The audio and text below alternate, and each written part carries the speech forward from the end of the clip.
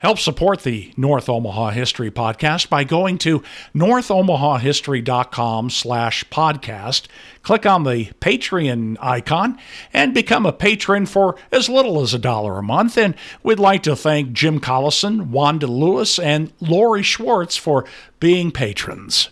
Welcome to the North Omaha History Podcast with noted author and historian Adam Fletcher Sassy. Each week, Adam takes you on a guided tour through Omaha's dynamic past. When the Trans-Mississippi Exposition happened in North Omaha in 1898, the city wanted to make sure all visitors knew how easy it was to get to the site.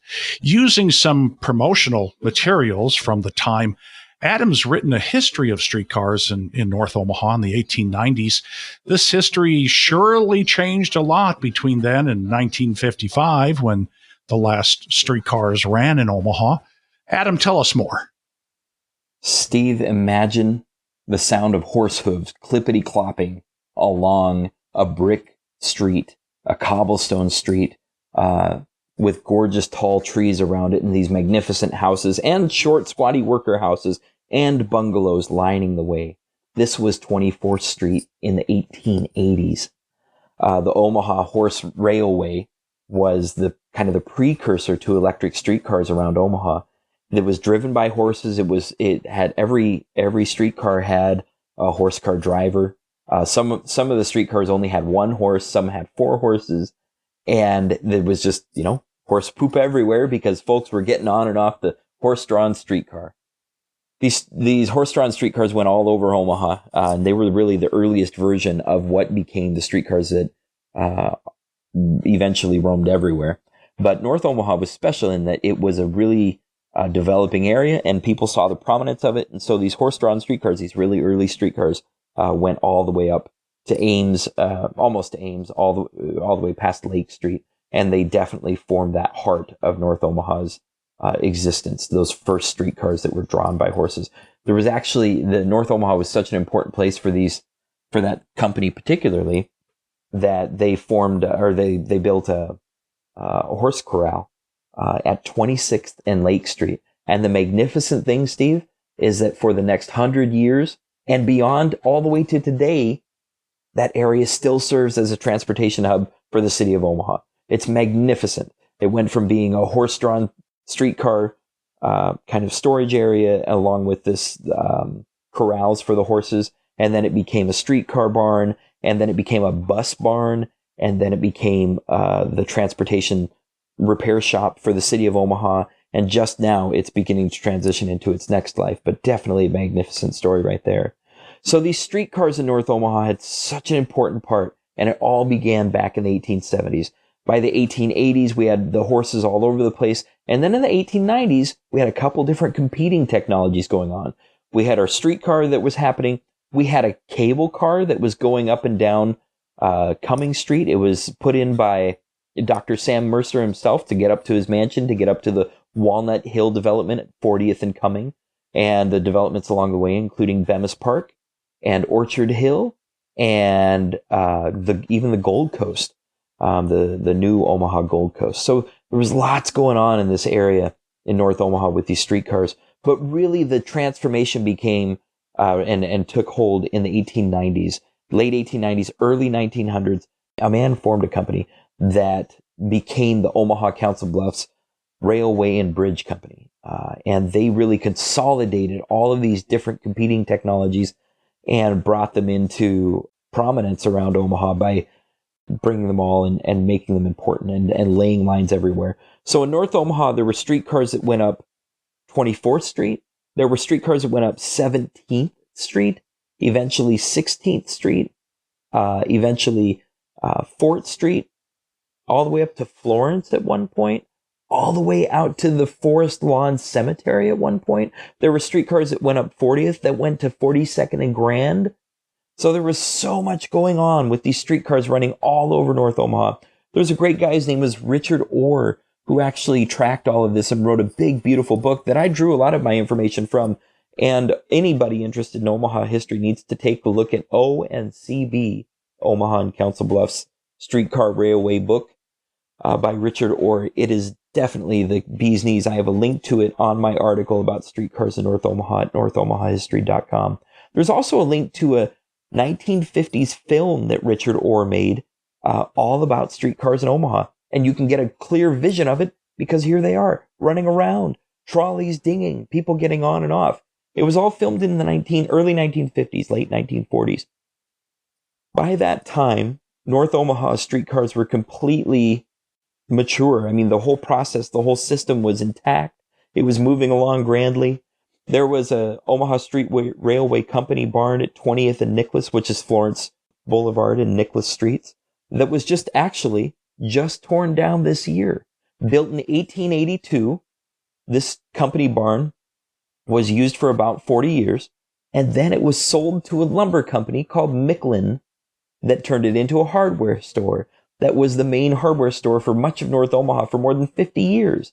And Micklin actually just closed the facility in the last several years, and then it was just torn down earlier this year. The actual original 1882 building. So a great loss for Omaha history, but definitely a mark on the streetcars in North Omaha. I mentioned the Omaha and Council Bluffs Street Railway Company shop at 26th and Lake. That still stands today. A person can go and look at it. But the other shop worth knowing about and really acknowledging was the gigantic streetcar barn that was once located at 24th and Ames. This beautiful, beautiful building was built in the 1890s and housed dozens of streetcars. It took up a quarter of a city block and the entire half length of a block right there at 24th and Ames on the southeast corner. And streetcars came from all over North Omaha to store there and be prepared for the next day, every single day. The streetcar lines around North Omaha really emanated from that one place. And that streetcar facility was operational all the way into the 1950s, from the 1890s to the 1950s, and was definitely one of the main features in Omaha. These streetcars, Steve, one of the interesting things about streetcars in Omaha is that they really formed the nucleus of transportation around the community. The car culture in Omaha, broad streets, fast-moving cars, people driving themselves individually wherever they want to go, that didn't come around fully until the 1920s. There's some research being done right now by one of my amateur historian friends, Jody Lavallo, and Jody has discovered that that car culture really wasn't very intact until the 20s, when horses suddenly evaporated from Omaha.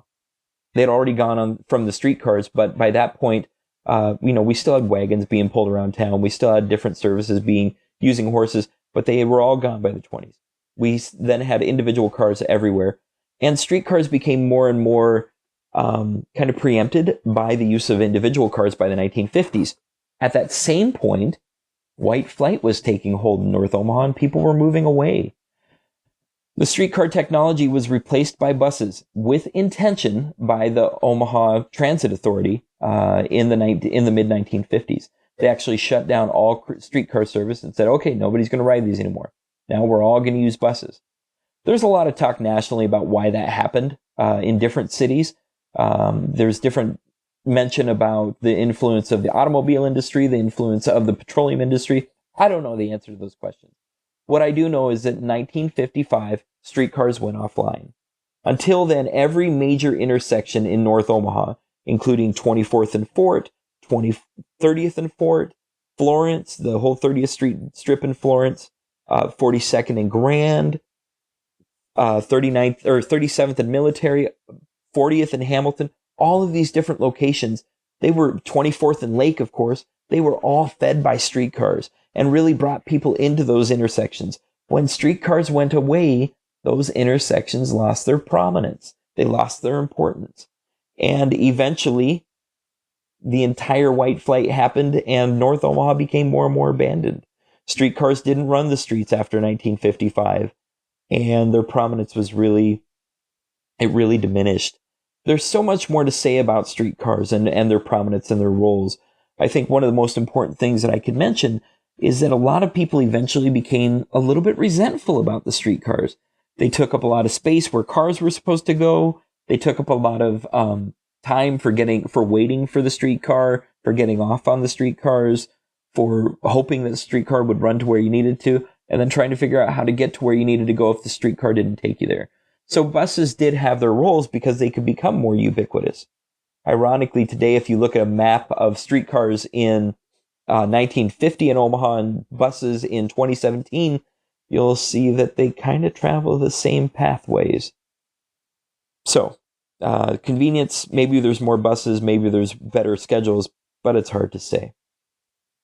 On the NorthOmahaHistory.com website, you can find maps, you can find newspaper advertisements, all kinds of different things promoting the railway. I even have an old stock certificate in the Omaha and Council Bluffs Street Railway Company posted there for people to see. So there's lots of ephemera, there's lots of different things. People love to show off their streetcar tokens from the streetcar company, and everybody has an uncle who used to work as a streetcar conductor in Omaha. And there's lots of cool history. But it's fun to share, it's fun to know about, and it's fun to imagine what Omaha was when those streetcars roamed. So that's a little history of what that looked like in North Omaha. Thanks for listening to the North Omaha History Podcast with noted author and historian Adam Fletcher Sassy. Join us next week as Adam takes you on another guided tour through Omaha's dynamic past.